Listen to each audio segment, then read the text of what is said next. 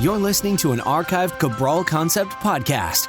After listening to this show, check out the most up-to-date podcasts available at stephencabral.com/podcasts or search directly on iTunes.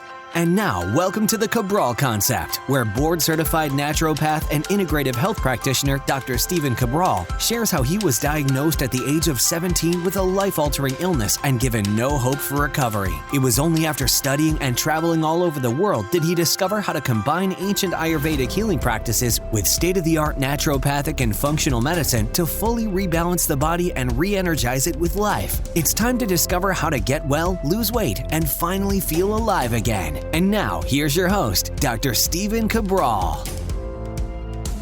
Hi, everyone, and welcome back to the Cabral Concept. Thanks for joining me here today on this Training Thursday edition of the show. Excited because we get to talk about exercise combined with recovery. It's my personal belief that as the years continue to go on, we will hear just as much about your recovery program as we do about your exercise, your training, your nutrition, etc.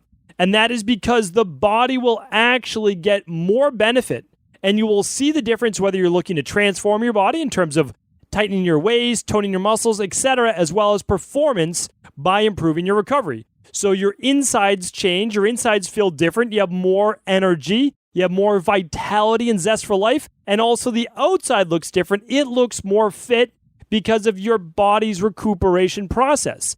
I've been talking about this a lot over the last 3 weeks, and because it's been on my mind quite a bit, I've been getting a lot of questions and a lot of feedback that people want to learn more about this. So since this podcast is really, it's about you, it's about the questions that you have, and it's about what you want to learn more at a deeper level on, I thought it was perfect that we could follow this up. Now, yesterday's show was also debunking some myths around, should you eat 2 meals a day? Should you eat 3 meals a day? And by the end of that show, I showed you and explained to you why some body types do better with longer fasting, some do better with less fasting, right? And it has to do with the actual nervous system. Well, so much of today's show is going to be based on that same principle of neurology. And I'm going to break it down. I want to make it really approachable. And I want you to know by the end of the show who I recommend cold water therapy for and who I don't. Because here's the thing. Whatever comes about, the big thing was 10 years ago, kombucha. And it was just coming out now, like people are catching on now, but it's been around for a while. It's been around for more than 10 years, of course, but people are like, kombucha, like everybody should drink kombucha. Well, no, not everybody should drink kombucha. If you have an issue with amines, or you have an issue with histamine intolerance, if you have an issue with candida overgrowth or bacterial overgrowth, you do not want to be doing kombucha. You don't want to be doing a lot of fermented-based foods in the beginning. You don't want to be doing things with a lot of yeast or alcohol-based components. So no, not everyone should do kombucha. Not everyone should do a 16-hour-a-day fast. Not everyone should even do a 12-hour-a-day fast like I recommend for the most people. Some people will need a little bit of a snack before bed. Who are those people? Well, typically it's less than 1% of the population who still haven't corrected the hypoglycemia and the adrenal-based issues. Now, it's not the majority of the people. The vast majority of the people do great with an overnight 12-hour fast, sometimes longer, right? That's the majority of the people, but no one thing I ever recommend or anyone recommends could possibly be good for everyone. Going keto, not good for everyone, not good for the majority of the population. It's more of a medical-based diet. What are other things? Like, okay, I love high-intensity interval training myself as well. Is it good for everyone? Absolutely not. Absolutely not. And it wouldn't have been good for me, 15 years ago, right? Not good for me. So what we have to do is we have to be considerate of the many different people and body types and where people are at right now in their life. And if we're not, we are giving people bad advice that will actually hurt them and make them feel like a failure. So here's the thing. Will the person die if they do cold water immersion? Most likely not, as long as they get out of that water at some point, right? But here's the thing. It's not going to benefit a lot of people. It can actually make some people worse. And that's what I want to go over today. I don't want to always play devil's advocate. I don't want to be a naysayer, but I want to be someone that actually shares with you the truth. That is not saying, oh, I'm all in on this. It's what I'm going to market. It's what I'm going to develop my entire dogma around. I don't believe there should be anything like that, right? You should be as integrative as possible. Develop this integrative health practice that is inclusive of everyone, We include everything. We include low carb, we'll include high carb, we'll include high intensity interval training, and we'll include hatha yoga. What we will do are develop programs. And again, all of it's given away for free in this podcast. We talk you through it, but we develop this for people in our private practice and through lab testing online and all those different types of things. So people can know where they're at right now. But you have to understand where you're at right now is going to be different 6 months from now and different from a year from now. When I was extremely sick and I had Addison's disease, myalgic encephalitis, or myelinitis, however you like to look at it and pronounce it, you have to understand, I had hardly any mitochondria in my cells. My body was devastated. It was broken down. And people could say, no, you should push yourself to exercise. I couldn't push myself to exercise. I have a very stubborn mind, and so that's why sometimes it can be a strong mind. And I said, I'm going to do it anyways. You know what happened when I exercised back in the day when I had Addison's disease, which you can categorize as whatever you would like, but it's low cortisol production? I would get sick the next day. I'm not talking about regular cold. I would get run down, sinus infection, ear, nose, and throat issues, swollen lymph glands over my entire body, brain fog, completely wiped out for 2 to 3 weeks. Should I have been following a strong exercise program at that point? Probably not. Not a good idea. The body's already too taxed. I'm putting it under greater amounts of stress, right? So we have to look at where we're at right now, but also understand now I exercise.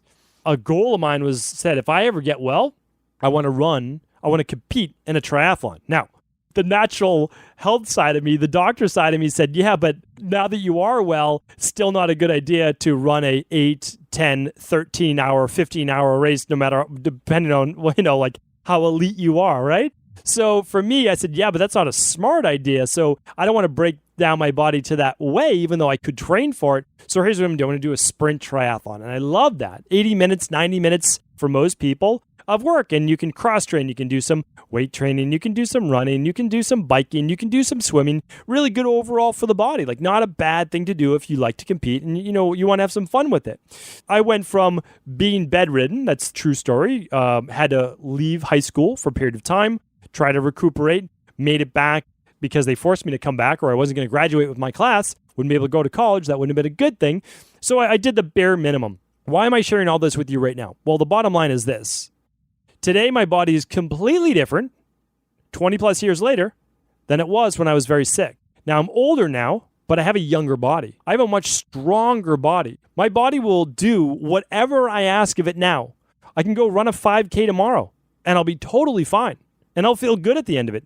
Before, devastated, sick, swollen glands, pneumonia, you name it. I would have been completely run down. When I'm sharing this with you now, I don't want you to think that all of these different benefits can't be used by you, if not now, maybe in the future. Maybe not that far in the future.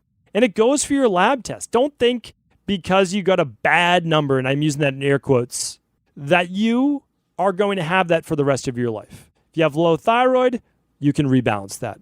You have low adrenal-based function, HPA axis dysfunction, you can rebalance that. Same with your autoimmune issues, same with your digestive issues, same with the anxiety, the depression, the PTSD, the OCD. All of those things can be overcome. They really can. Please do not listen to anyone that is telling you they can't be overcome. There's someone just like you that's overcome it before. And if they can, why can't you? Why can't you? I don't understand. There's no reason why this person can and you can't. You just need to get to the point where your body's rebalanced at a deeper underlying root causal base level. So let's go into how cold water has been clinically proven to benefit many areas of the body. So I want to be really unbiased, but by the end of the show, you're going to know who I recommend it for and who I do not recommend it for. Okay, so let's go into this. And what I want to do too is there's a really great study that most people will not be aware of. It's written on PubMed. It's quite in depth. So what I want to do is link that up for you by the end of the show. We'll see if I can find it. When was this published? Okay. It was published in the American Journal of Medicine, 2014. And it's called Scientific Evidence-Based Effects of Hydrotherapy on Various Systems of the Body. And it will go through literally every system of your body and how it's affected by cold water immersion. CWI, we'll be referring to that a couple times this show. It's kind of funny because my wellness center is called Cabral Wellness Institute, so I've said CWI quite a few times, or CE, which is cold immersion. There's different types, but the immersion, the cold water therapy I'm going to be talking about today, why don't I break that down in just a minute, okay, of how you can actually use this. Because remember, this is free. This is basically free that you can use to change your physiology.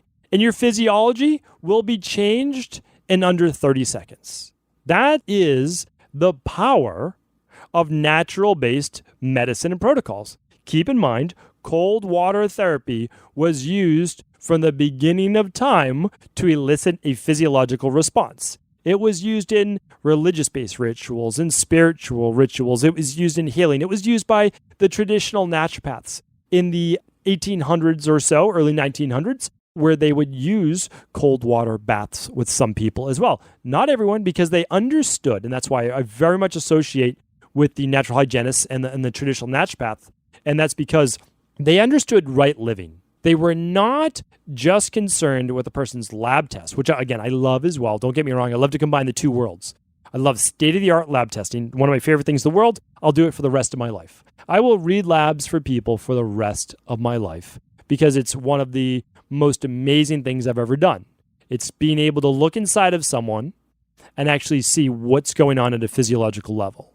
So that will never stop. But I will never stop either combining that with understanding the person is not just a number. They're not just a set of numbers, that it's an actual human being, and we can look at their body type. We can look at their story and listen to it, and we can see what they're presenting it with, and we can use systems of right living, which I teach in the integrative health practitioner and kind of graduating people from one level to the next. I'm going to tell you exactly how to do that today. And then getting them balanced, right? Getting them living right, which is what it's all about. All right, so let's get right into it. So what we want to do is essentially for a beginner, you're going to get into a lukewarm water shower. You're just going to get into a normal temperature, not hot, but just warm, okay? And then you'll want to turn on the cold water to what you feel comfortable with. It's a good way to start. This is just shower based. I'm going to teach you about the tubs in a moment, but you just get into the shower, turn it. What's the temperature you can feel where you're not absolutely screaming because of the cold, right? It's a good way to ease into it. And this is what I do for beginners.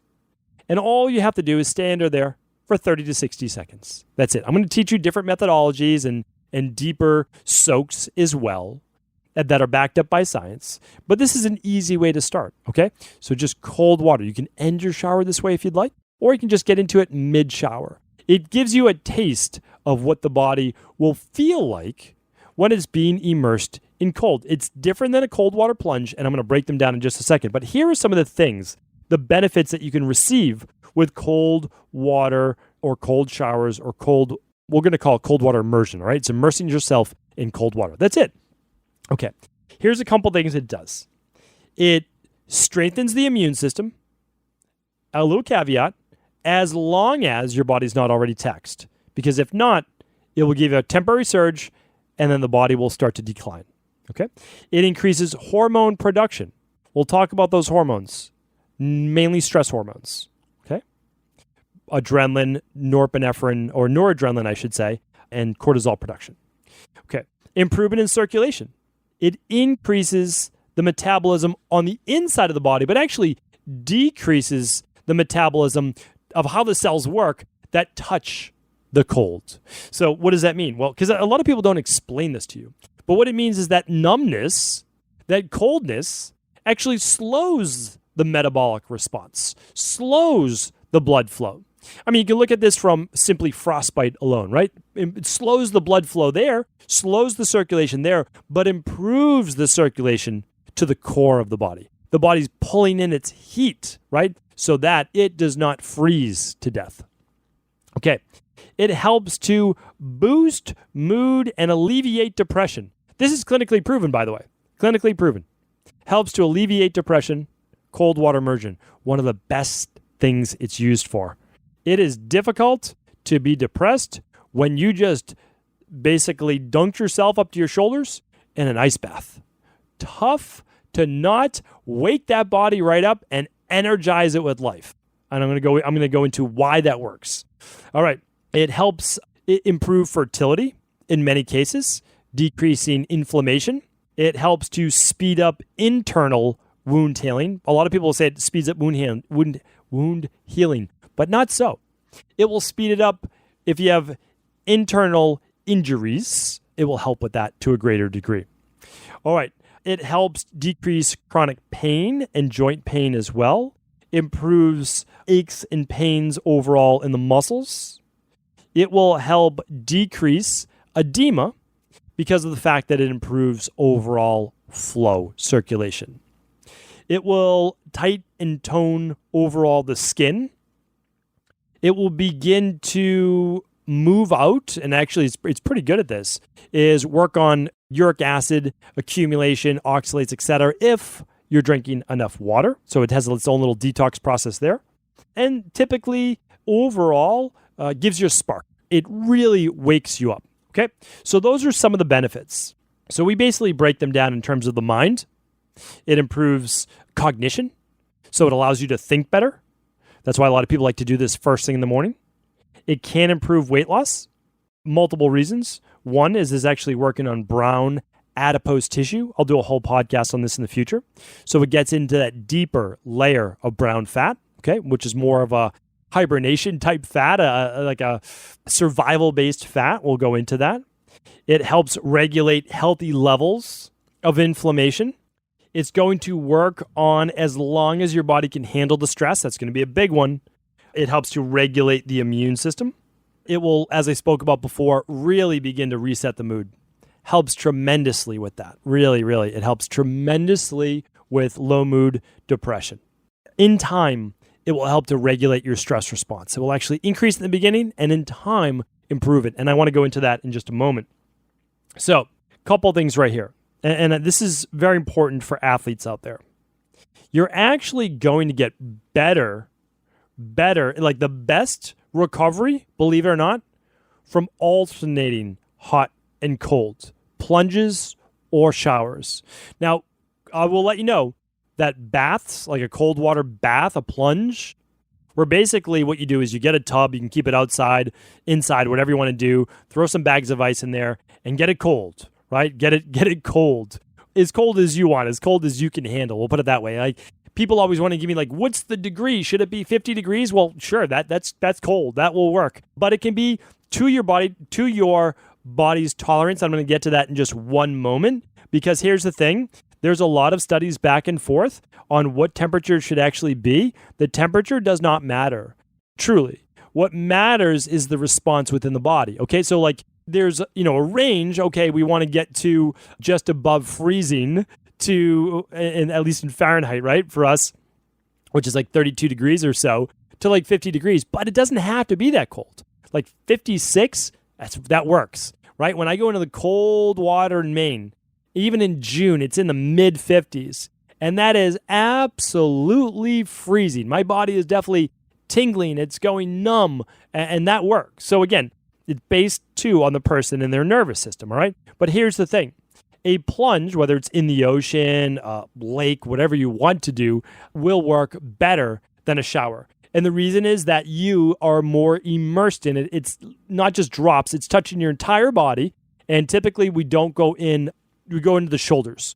A lot of the great research has been done to the shoulders, not needing to do the head. And there can actually be some detrimental effects with putting your whole head under. You can, but you're not going to get more benefit by putting your head under, unless some people say, well, you can actually stimulate more circulation to and from the hair, which is good for the hair. And that's a possibility as well. So I'm not saying that, but for the most part, it can really dramatically change blood pressure, etc. if you're doing a hot plunge or a cold plunge. Okay, I want to give you everything today. So here's the thing. When I work with athletes, better results with actually doing alternating, called contrast therapy. Contrast cold and warm. Okay? So you go hot pool, hot tub, cold plunge. Hot tub, cold plunge. What do they used to do even a couple thousand years ago? Not quite a couple thousand years ago. But what they would do, it wasn't a couple thousand years ago, it was more like 500 years ago. They would go sauna to snow, sauna to snow. And so they'd be in the sauna in Europe, and then they would get into the snow. And so that is a way of doing it. And the first time I saw this, I thought the person was literally out of their mind. And that's why, like, it's about education, right? Because the person wasn't out of their mind. I just had no idea what they were doing. I was 22 years old, 23 years old. I was working in a health club, and it was a private health club. It was in a hotel, and there was this beautiful quad area in the middle that was just exposed to the elements. So sun during the summer here in Boston and snow during the winter. Well, the person would go from the sauna, go outside in their bathing suits so everyone could see them. I mean, they weren't doing it for that. And they would lie in the snow. And I said, this person needs help. This person clearly is out of their mind, right? But it was really me. I didn't have the education. And that's what I tell a lot of our IHPs and people asking in, like, they're saying, oh, but, my other person, said this and this person said this. And I said, I understand. And I'm not the expert in every subject. And I reach out. I mean, I have a lot of people that I reach out to for whatever I need, whatever it might be. And I tell you, I hire a coach with anything new that I do. But there are always levels to this. That person that I can look back now, they probably look like they were in their later 30s or so. They knew a lot more than I did. They knew more than I did about contrast therapy, about hot and cold, okay? So here's the thing. Cold water, though, works even better than cryotherapy. So I know cryotherapy is becoming popular. I've done it myself. I have nothing against it. No problem with it at all. I really don't. Wear your gloves, wear your socks. You don't want the frostbite. And wear underwear, okay? Those are my 3 tips right there. But here's the thing. I have no problem with cryotherapy. I've done it. I've done it to 248 degrees below zero for 3 minutes.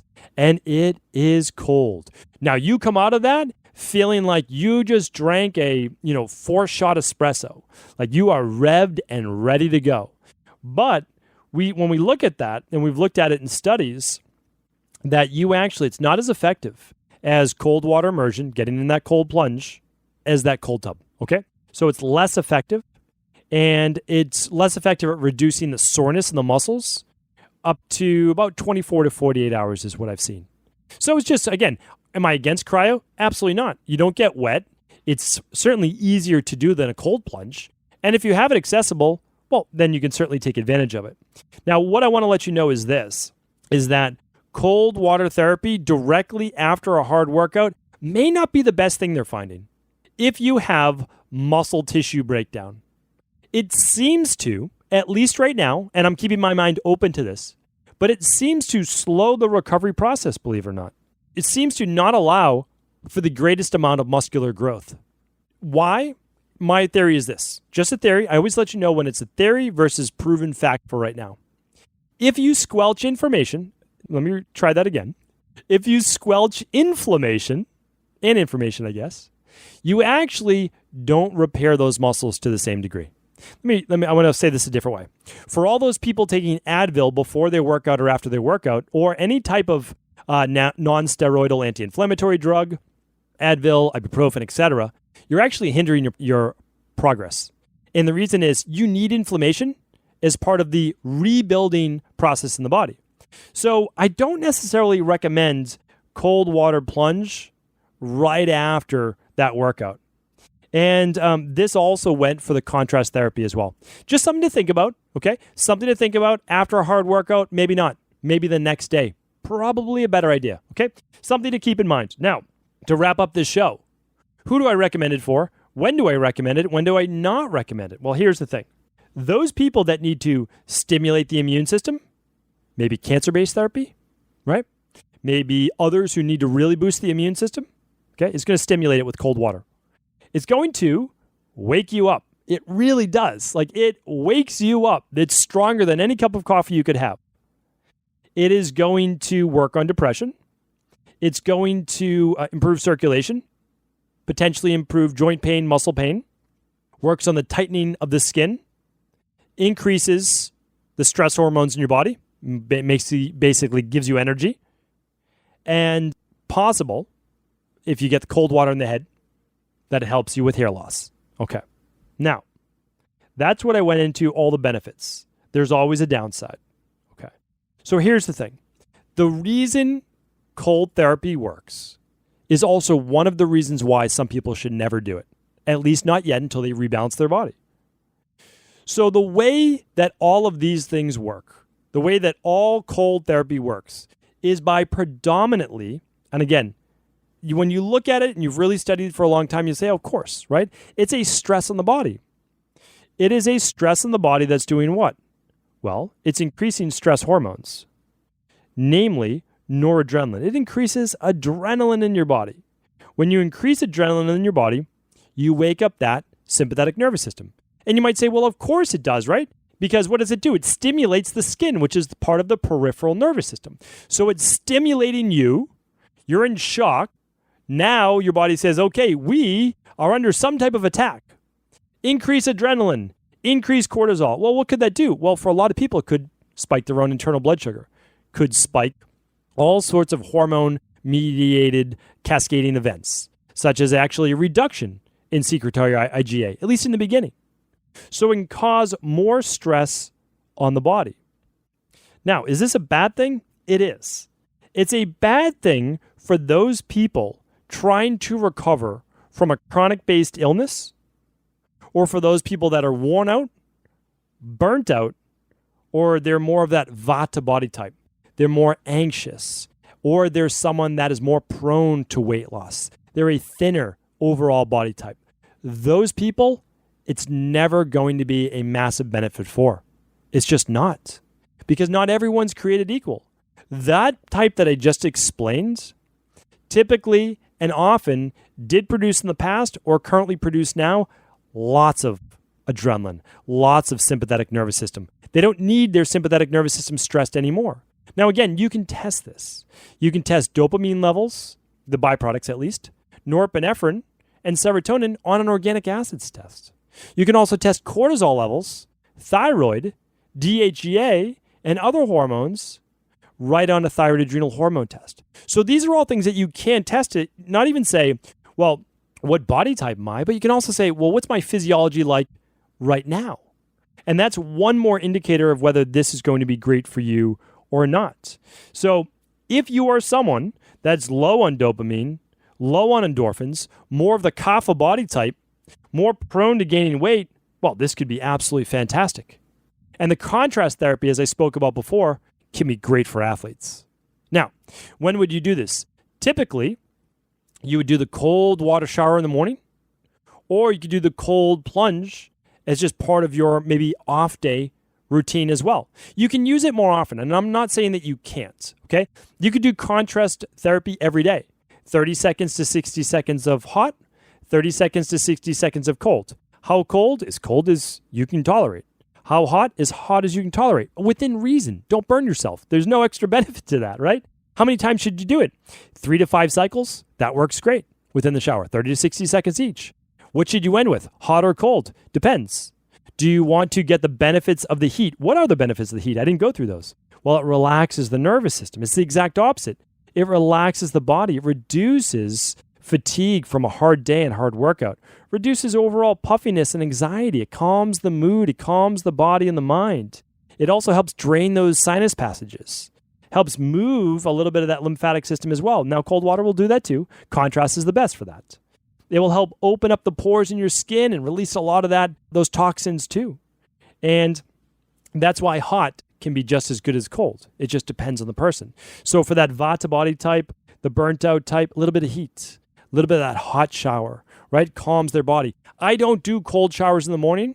The reason I don't is that I don't need to be amped up anymore. I'm good there, right? Dopamine is good. If anything, I move more towards the sympathetic nervous system. I don't need to burn my body out. I don't need to cause a greater stressor.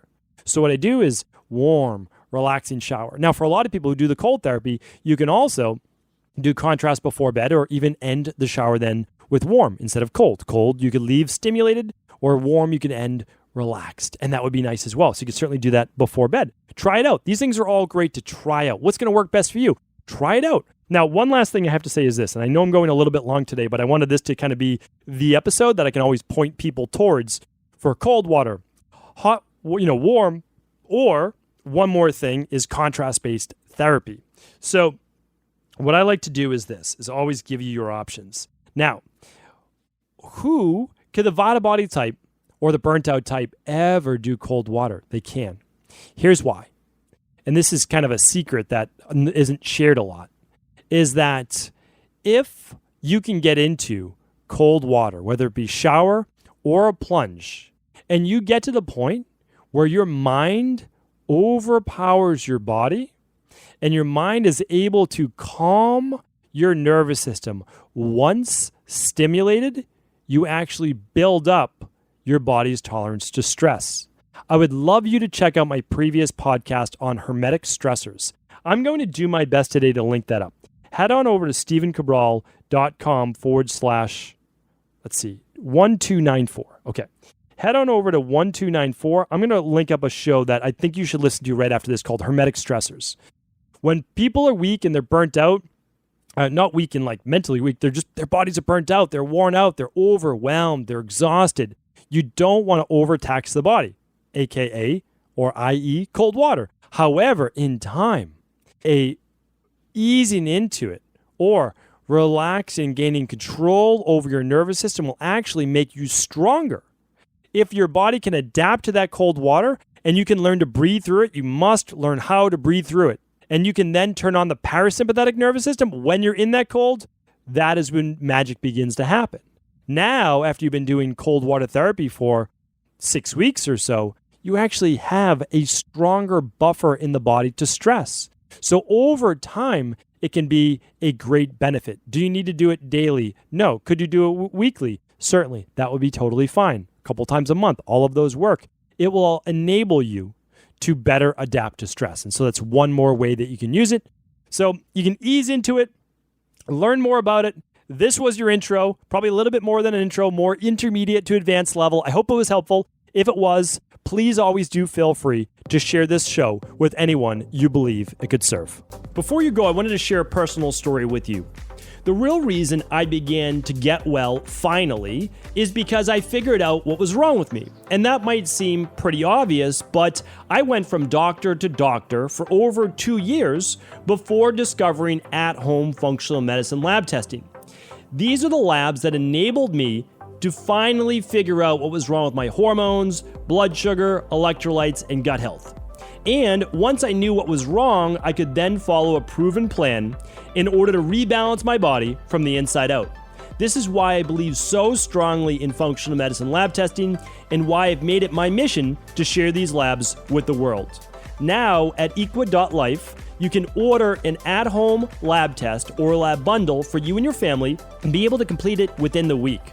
Plus, the EquaLife difference is that you're not left to try to read and figure out these labs on your own. We explain what your lab numbers mean, what they mean in the much bigger picture, and then how to go about rebalancing your body in order to heal. To see our full selection of lab tests or to set up a free lab selection call to find out what labs may be best for you, simply head on over to equa.life/labs. And do remember, we ship these all over the world. To find out more and to set up your free lab selection call, simply head on over to equa.life/labs. That's EQUI.LIFE/labs.